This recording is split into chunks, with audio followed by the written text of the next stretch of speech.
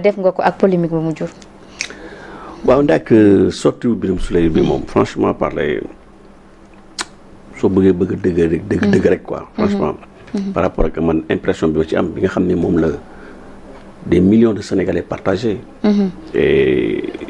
le fait inédit sax dans cette affaire là sax mooy même waa Pastef ci boppam ñi mu bokkal kan ci boppam dañoo maanaam condamné propos yi nga xam ne moom la tenir man li ma ci gën a metti sax mooy d'abord c'est que Birame Souleye c'est un coutumier des faits. C'est pas la première fois muy tenir genre propos yi et puis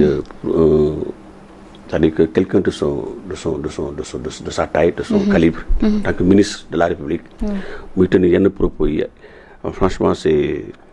irresponsable, c'est indécent et puis c'est-à-dire que c'est des propos yoo xam ne dañ ko war a non seulement condamner mais Birame Souleye ci boppam moo war a bàyyi di wax. wax ci boppam c'est-à-dire que il doit cesser de parler. lu tax nga ne dafa war a bàyyi. non parce que koo xam ne saa yu jëlee. micro di kàddu di wax ci xam nga en public. mais ay toj rek lay wax ay toj kese lay def. bon je pense que kon mel noonu dañu war a noppi. il devient parce que c'est un coutumier des faits parce que naroon na fi indi incident entre Sénégal ak Côte d'Ivoire. ñu wax naan xaw ma nan gars yi nañu moytu xaw ma ay affaire empoisonné naan voilà na ngeen moytu lekk kër Macky Sall kenn xamul parce que am na benn naataangoom nekk Côte d'Ivoire boo xam ne voilà noonu la posone woon xaw ma ay opposants yu demee noonu. ba indi fi benn incident diplomatique boo xam ne à la suite de cela dafa mujj jéggalu xam nga jàpp naa ne nit ki bu fekkee ne juum nga nit day juum voilà c'est bon mais nga def toj nit ñi wax la ko nga nangu nekk juum nga. ba ñëw jéggalu. je pense que donc da nga war a xoolaat bu baax balaa ngay wax mais man Birame Souleye li ma metti mooy non seulement dafa tenir propos yooyu mu nekk des propos yoo xam ne c'est surtout pour un ministre de la République donc ko kenn mënu ko rafetlu mais ñu koy wax le lendemain il revient encore delluwaat ci propos yi encore di persister di signer di ko assumer. mais loolu aussi ndax nekkul ne le président tamit moo ci waroon a jël ay responsabilités moom tam gis nañ ne ay dérapage ministériel daanaka DG yi mën nañoo comprendre waaye ministre bu réew mi à chaque fois su génnee daanaka loxo ndar gémmeñ gis nañ salafiste yi gis nañ coow moto yi en tout cas Birame Souleye c'est pas la première fois. Oui, comme je l'ai dit c'est pas la première fois c'est bon xam nga comme Ousmane Sonko wax na ne dëkk bi on a un problème d'autorité. je pense que loolu aussi côté boobu man nangu naa ci ànd naa ci ak moom y a un problème d'autorité président de la République moo war a jël ay responsabilités moom il a le décret présidentiel am na yenn dérapage yoo xam ne dañ ci war a jël ay matukaay yu mu sëkk condamné ko fermement mais je pense que il n'est pas trop tard comme temps yi nee nañu am na un remaniement qui est en vue bon peut-être que ñu yaakaar ne que voilà président dana jël comme dañu ne il manque d'autorité donc dina jël ay responsabilités mu limogé ko parce que ñun en tout cas nous réclamons sa démission man je l'ai dit nous au niveau de la République des valeurs les Sénégalais yëpp nga xam ne ñu ngi koy condamné on demande sa démission ku mel nii il ne mérite pas notre confiance ku mel nii il ne mérite pas d'être ministre de la République parce que non seulement il fait l'apologie de l'insulte apologie parce que loolu normalement sax fekkoonte ne woon man maa tenir woon propos yu mel noonu mais du ma yegg sama kër on allait me convoquer. mais loolu aussi est-ce que surtout foofu laa bëggoon ñëw apologie boobu noonu nga xam ne nii moom la def moom de l'insulte wante gis nañ kuñ fi teg loxo ne apologie de violence la def mu di Abdou Nguer. waaw mais justement moo tax ma ne donc y a deux poids deux mesures xam nga moom en tant que ministre de la République donc traitement bi ñuy réserver Abdou Nguer mënuñu ko moom on ne peut pas lui appliquer le même traitement. parce que xam ngeen ne que ministres yi dañuy bénéficier de ce qu'on appelle le privilège de juridiction. yaa ngi dégg donc ce qui fait que donc dañuy am benn certaine protection boo xam ne donc pour ñu topp leen du nekk lu yomb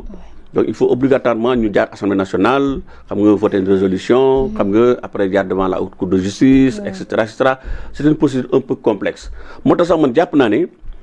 propos yooyu mu tenir naan xaw ma ku saaga Ousmane Sonko noo ko saaga ci demee noonu moi je pense que c'est pas un bon conseil parce que booy ku ci saaga en tout cas en tout état de cause tu vas répondre de tes actes moom peut-être que moom bu ko neexee mën na saaga ko neexee moom mën na maanaam évoquer par exemple privilège de juridiction bi def lu ko neex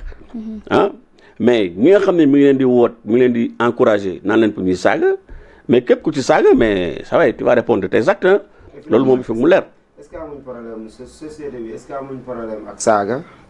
amuñu problème boo xamante ne nii moom moo ñu lié ak saagakat yi mais surtout aussi problème ak autorités yi parce que moom bu ne ku saaga président wala premier ministre saaga leen ko aussi dafay mel ne que ne dafay woo ay sympathisants ak ay militants am ñu def loo xam ne naka sudul noonu la ndax aussi foo amul benn objet boo xamante ni xëy na yenn si ay homme politique dañ ko jàppe seeni sympathisants ak militants. waaw parce que xam nga moom laa doon wax tout à l'heure xam nga c'est-à-dire il faut maanaam ni ñuy wax ñàkk xam. parce que ñàkk xam li mu war a dafa bëri. parce que ñii ku leen gis xam ne que c'est pas des hommes d'État. parce que un ministre de la République boo xam ne day woote naan ay gatsa ku saaga xam nga Ousmane Sonko na ko saaga mais ça veut dire que moom xamul sax maanaam réew bi muy doxee xam nga nous sommes dans un État organisé. mais ce qui se passe aujourd'hui avec ce régime. mun dañu nekk di désacraliser li nga xam ne mooy suñu institution tey. ñëpp xam nañ ne que dans un état de droit kenn amul sañ-sañ maanaam di fajal sa bopp fekkente ne dañ la tooñ donc da nga war a dem fi mbax ne ndoo ne benn nga porter plainte foofu comme ça bu ko defee ñoom ñu àtte ko mais il est interdit à un citoyen di fajal sa bopp moo tax ñu ne la légitimité de la force publique la violence ab état kese moo am sañ-sañ